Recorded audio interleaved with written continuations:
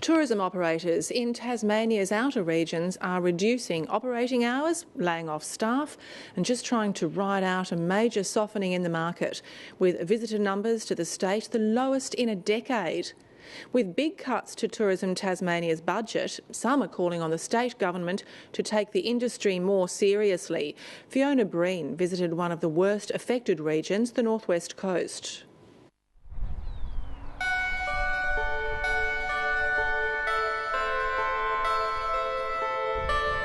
In the visitor-orientated township of Stanley, there's no one about. The chairlift's empty. The streets are empty. Queensland floods, natural disasters, high dollar.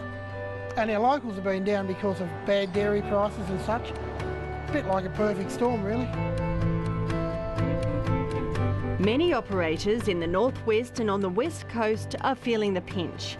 Visitor numbers are down 16% compared to last year. Well, we're down about just in the hotel, probably 200 hours a week on staff hours, so 5 full-time jobs. And I imagine most other businesses would be down a lot of staff as well. While profit is down, overheads continue to rise. That's one of the big problems, the big increase in overheads from power and water and rates and the workplace safety laws that are coming in, like health and safety. They just seem over the top and really burdensome. Even penalty rates are really hurting weekend businesses. Clint Walker runs a motel which overlooks Stanley. Like most businesses, it's operating with a skeleton staff. The year ending for the March quarter, we were down quite a bit, 3%, could have been worse. That's down on last year, but last year was down a lot. So to be down 3% on a bad year last year, it's not great.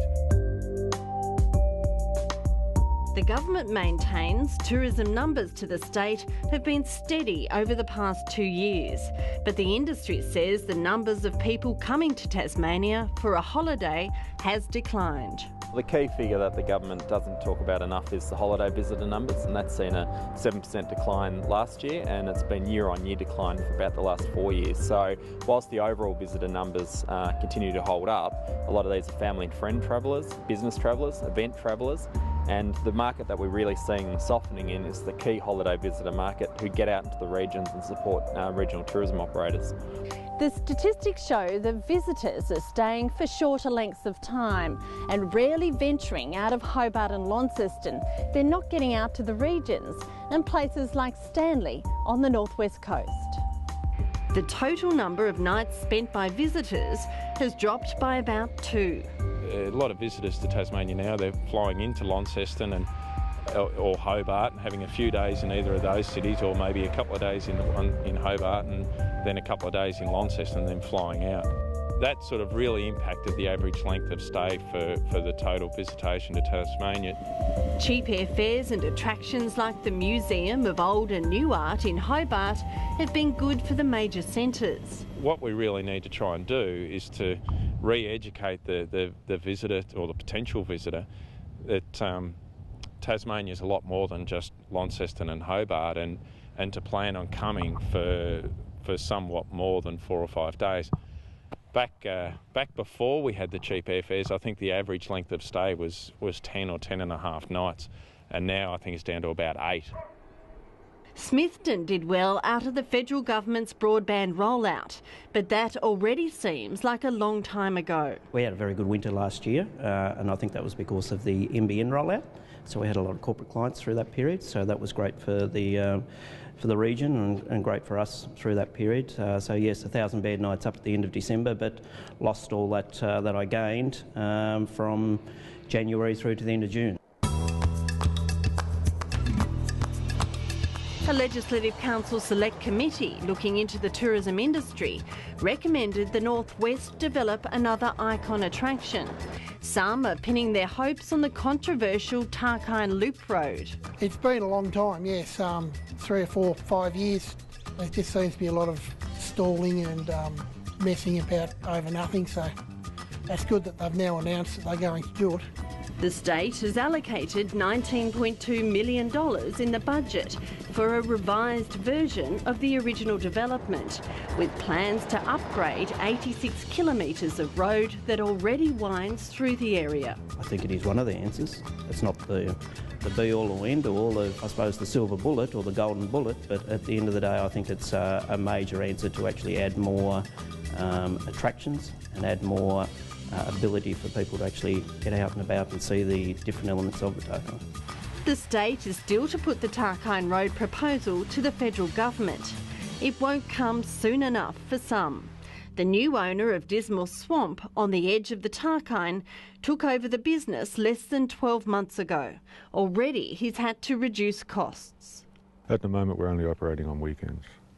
There's just no point. There are a few people around, but it's very few. You can't afford to have premises like this operating and sell 2 cups of coffee in a day.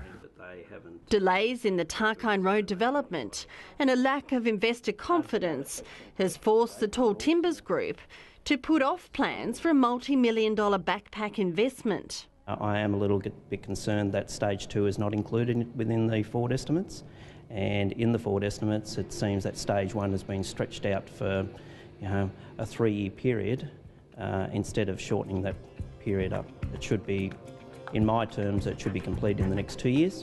A $20 million cut to Tourism Tasmania's budget has operators concerned. A recent consumer demand survey found there was very low awareness of Tasmania's key tourism experiences. The government says that they're protecting the marketing budget, but the Tourism Tasmania budget's been cut $6 million. So either they're going to have to find that money internally, and that's what their intent is to do, or you're going to see a decline. But certainly looking over the last 6 years, the marketing spend of Tourism Tasmania has been reduced by about 20%. The tourism industry is putting up with the cuts this year, but it wants a commitment the money will be returned to the department next year. When you're having the marketing budget of the state cut, continually being reduced and not growing at the same rate as our other states, then you can only do so much with the money we've got to spend, and that's a big challenge at the moment.